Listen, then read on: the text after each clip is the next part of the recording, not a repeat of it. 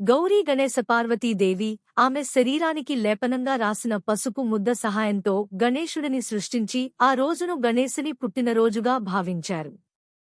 ఆ పవిత్ర దినోత్సవాన్ని వినాయక చతుర్థి లేదా గణేశ చతుర్థి అని పిలువబడుతోంది. గణేశ చతుర్థి సిరి సంపదలు సమృద్ధిగా, జ్ఞానం, గొప్పతనం, దీర్ఘాయువు, ఆరోగ్యం వంటి మంగళప్రదాలను ప్రసాదించేది గణేశుడు.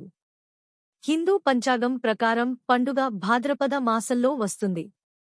అన్ని వేళలా కరుణ కలిగి ఎల్లప్పుడూ ఆశీస్సులను ప్రసాదించే గణేష్ను ప్రసన్నం చేసుకోవడానికి ప్రజలు చతుర్థిని జరుపుకుంటారు. ఈ పండుగను ఇంటి సాంప్రదాయాల ప్రకారం 1 రోజు, 3 రోజులు, 7 రోజులు, 10 రోజులు జరుపుకుంటారు. కొంతమంది గౌరీ, గణేశుడి విగ్రహాన్ని గౌరీ ఇంటికి తీసుకువస్తారు. మరో 2 గౌరీ విగ్రహాలను కూడా తెచ్చి గణేశుని సోదరీమణులుగా ఆరాధిస్తారు. పశ్చిమ బెంగాల్లో లక్ష్మీ, సరస్వతిని గణేశుడులను సోదరీమణులుగా పూజిస్తారు. వారు దుర్గాదేవి పిల్లలుగా భావిస్తారు. కొందరు లక్ష్మీ, సరస్వతి గణేశుల 2 భార్యలు. సిద్ధి, బుద్ధి. ఇది భిన్న అభిప్రాయాలకు కారణమని చెప్పవచ్చు.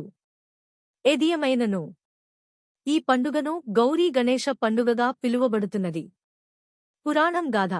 పురాణాల ప్రకారం ఒకరోజు శివుడి నివాసమైన కైలాసంలో గౌరీకి దగ్గరగా కాలకేయులు, ఆప్తులు వంటివారు ఎవరూ లేరు.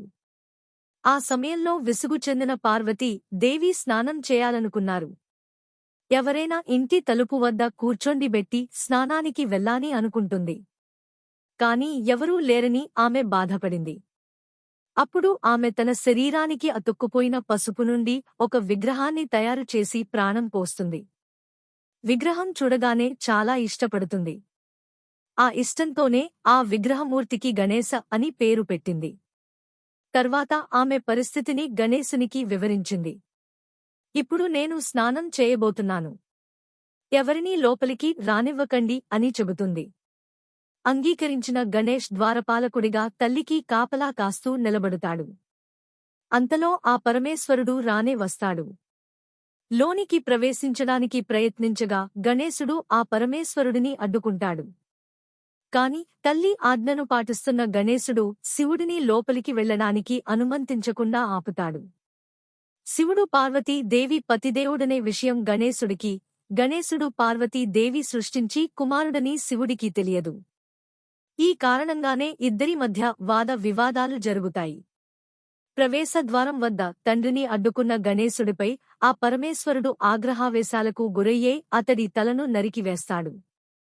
బాలుని హాహాకారాలు విన్న పార్వతీ దేవి బాలుని హాహాకారాలు విన్న పార్వతీ దేవి పరుగున వచ్చింది. రక్తపు మడుగులో ఉన్న కుమారుని చూచి నిశ్చేష్టురాలైంది. భర్తతో వాదులాడింది. జరిగిన తప్పు తెలుసుకున్న కైలాసనాథుడు పశ్చాత్తాపపడ్డాడు. బాలునికి ప్రాణం పోస్తానని మాట ఇచ్చాడు. చనిపోయిన వ్యక్తికి ఉత్తరాన ఉన్న తలను పెట్టాలి అని శివుడు చెప్తాడు. భటులు ఉత్తర దిక్కున పడుకున్న వ్యక్తి తల కోసం వెతుకుతారు. అయినప్పటికీ చివరిగా వారికి ఒక్క ఏనుగు తల మాత్రమే దొరుకుతుంది. శివ శిశువు మీద ఏనుగు తలను స్థిరపెట్టి అతనికి తిరిగి జీవం పోస్తాడు. గౌరీ చతుర్థి ఆచారం. మహిళలు చతుర్థికి ముందు రోజు ఈ దేవిని పూజించడం ఆచారంగా వస్తోంది. అమ్మ విగ్రహాన్ని పసుపుతో అలంకరించి బియ్యం లేదా ధాన్యాల కలశం ఉంచడం జరుగుతుంది. పూలు, పండ్లు సమర్పించి పూజిస్తారు. మరుసటి రోజు గణేశుడిని ప్రతిష్ఠించి పూజలు చేస్తారు.